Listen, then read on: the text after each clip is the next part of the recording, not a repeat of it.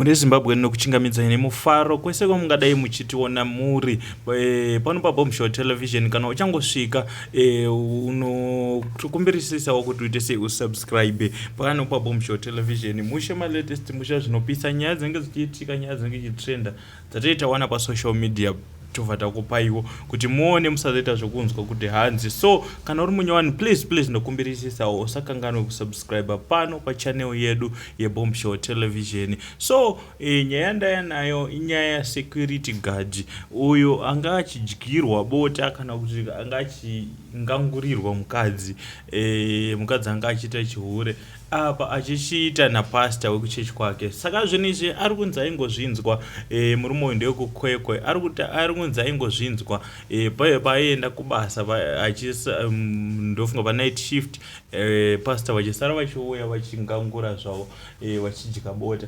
So zvakazoitika ndezvekuti vanhu vanotaura, vanhu vanoita se vanokudza kuti iwe tichakubata patichangoona Pastor vachipinda tobva taita se tokupinzira. Saka ndofunga ndo zvakazoitika, but nekutadza kuzvinzwisisa nekutadza hatingati panguva yacho hauzounderstand, but I think unenge uifanira kuita something else, not kuzosvika pakasvika security guard uyu. Security guard ndofunga akazofonerwa in fact kuti ndofunga nemaneighbors mafriends akewo vaimusimbisa panyaya dzacho.